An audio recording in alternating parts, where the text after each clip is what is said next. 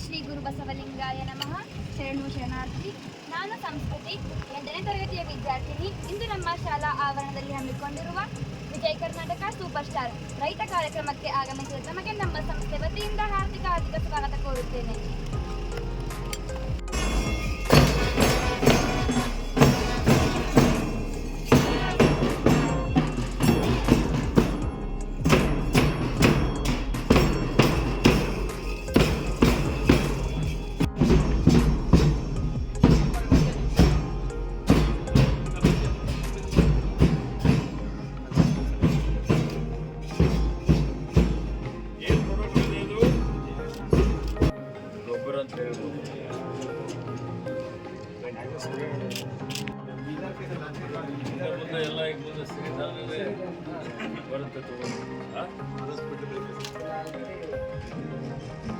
ಸ್ವಾಗತಿಸೋಣ, ಹೃದಯಪೂರ್ವಕವಾಗಿ ವೇದಿಕೆಗೆ ಬರಮಾಡಿಕೊಳ್ಳೋಣ.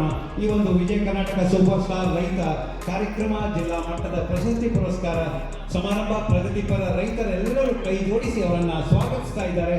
ಮಾನ್ಯ ಈಶ್ವರ್ ಪಿ ಖಂಡ್ರೆ ಅರಣ್ಯ ಸಚಿವರು ಹಾಗೂ ಜಿಲ್ಲಾ ಉಸ್ತುವಾರಿ ಸಚಿವರು ಅವರನ್ನು ಶ್ರೀ ಗುರು ಬಸವನ ತೆನೆಯನ್ನ ಕಟಾವು ಮಾಡುವುದರ ಮೂಲಕ ಈ ವಿಜಯ ಕರ್ನಾಟಕ ಸೂಪರ್ ಸ್ಟಾರ್ ರೈತ ಜೋಳದ ತೆನೆಯನ್ನ ಕಟಾವು ಮಾಡುವುದರ ಮೂಲಕ ಒಂದು ಚಪ್ಪಾಳೆಯನ್ನ ಕೊಡಬೇಕು ಎಲ್ಲ ರೈತರು.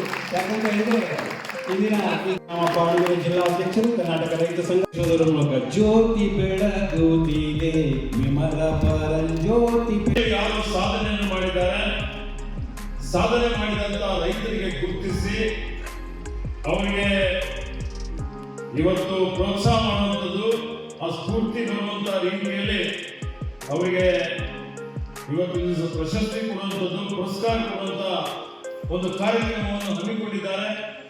ಸುಮಾರು ನನಗೆ 5 ವರ್ಷ ಆಯ್ತು ಅಂತ ಅನಿಸ್ತದೆ. ಅವರಿಗೆ 5 ವರ್ಷದಿಂದ ನಾವು ಈ ಕಾರ್ಯಕ್ರಮದಲ್ಲಿ ಭಾಗವಹಿಸ್ತಾ ಬಂದಿದ್ದೇನೆ. ಸಾಧನೆ ಮಾಡುವಂತ ಎಲ್ಲ ರೈತರಿಗೆ ನನ್ನ ಕಡೆಯಿಂದ ಪ್ರಶಸ್ತಿ ಪುರಸ್ಕಾರವನ್ನು ಕೊಟ್ಟಿದ್ದೇನೆ.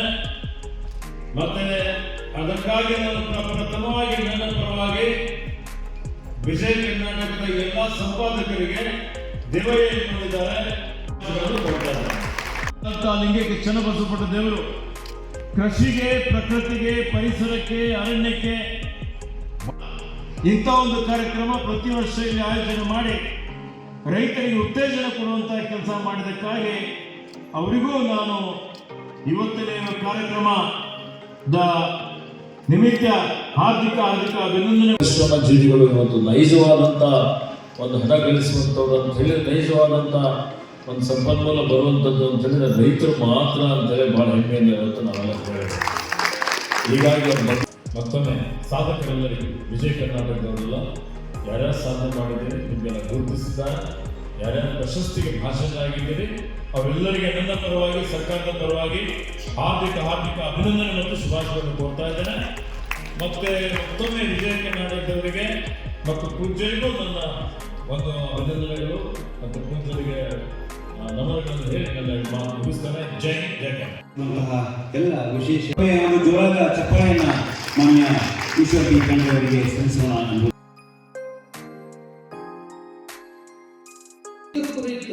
ಪ್ರತಿ ವರ್ಷ ನಮ್ಮಲ್ಲಿ ಕಾರ್ಯಕ್ರಮ ಮಾಡ್ತಾ ಇದ್ದಾರೆ. ಅಪ್ಪೋರಿಗೆ ಎಷ್ಟು ಖುಷಿ ಅದ ಅಂದ್ರೆ ಇದೊಂದು ಲಿಂಗ ಪೂಜೆ ಅಂತ ಅಪ್ಪೋರ ಭಾವನೆ ಇದೆ. ಅವನ ನಡೆ ಶುದ್ಧ, ಅವನ ನುಡಿ ಶುದ್ಧ, ಆತನ ತನು ಶುದ್ಧ, ಆತನ ಮನಶುದ್ಧ ಅಂತ ಹೇಳ್ತಾರೆ. ಅವನದೆಲ್ಲನೂ ಶುದ್ಧ ಇರ್ತದೆ. ಅದಕ್ಕೆ ಅಂಥ ಕೃಷಿ ಮಾಡೋನು ಮನ್ಯಾಗ ಹೋಗಿ ಪೂಜೆ ಮಾಡ್ಕೊಳ್ಳೋನೇ ಧನ್ಯ ಎಂಬ ಮಾತು ಬಸವಣ್ಣವರು ವಚನದಾಗ ಹೇಳಿದ್ದಾರೆ. ಅಂಥ ಕೃಷಿಗೆ ಭಾಳ ಬೆಲೆ ಅದ.